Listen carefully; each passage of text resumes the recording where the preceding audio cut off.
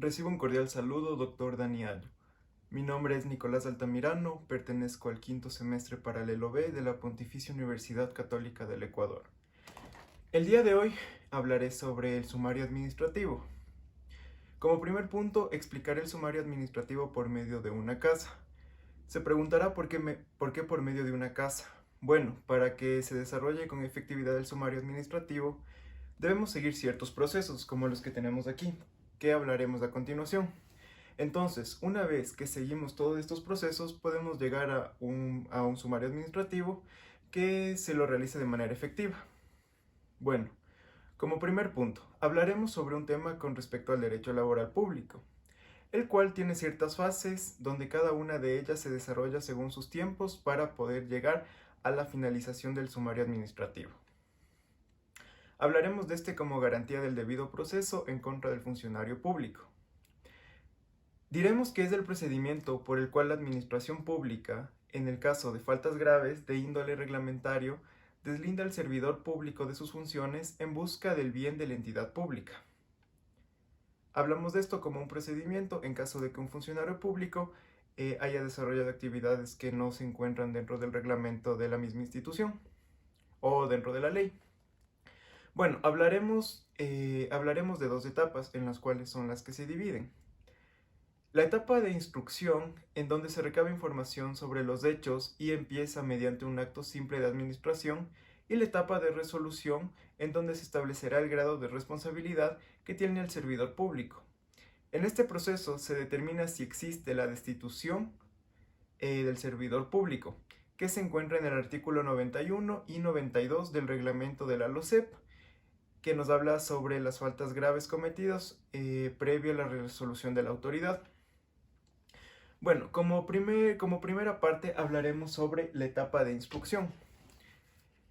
Es donde se realizan acciones previas en donde se emite un informe por parte de la unidad administrativa de talento humano y se tiene 3 días para establecer si existe motivación para una sanción. Se debe tener requisitos mínimos que deben tener un acto de simple administración y son base de hechos probables y no simplemente de suposiciones. Se identifica la identidad del inculpado al cual se le imputa la responsabilidad administrativa, se le imputa también objetos o bienes que puedan vincular y que sean de ayuda para la resolución de este acto. Los hechos que motivan al procedimiento, además de los informes documentales por parte de la entidad para motivar a los hechos. Como segundo punto, tenemos el inicio del sumario, que lo encontramos aquí. El inicio del sumario se realiza 5 días después del informe emitido por la unidad de talento humano, en donde se determina el órgano que sea competente para la resolución del caso y la norma que le atribuye a la competencia. Aquí se puede aplicar las medidas cautelares, las cuales lo encontramos en nuestro ordenamiento jurídico en el artículo 181 del Código Orgánico Administrativo, las cuales pueden ser incautación de maquinaria, como ya hemos visto, elementos que sean parte del proceso y que se vinculen al servidor público. Al momento que nosotros hablamos de la vinculación, estos son elementos para los cuales se pueda determinar la culpabilidad o no del servidor público. Como tercer punto, tenemos la contestación. La contestación tiene el término de 3 días y no se necesita establecer pruebas de descargo en la contestación, pero por otra parte, sí podemos solicitar documentos con orden de autoridad que luego serán analizadas en la audiencia. Además, es necesario ver que todos los elementos del proceso son acordes para llevar a cabo el proceso que encontramos en el artículo 92 de la LOCEP. Como cuarto punto tenemos la etapa de prueba.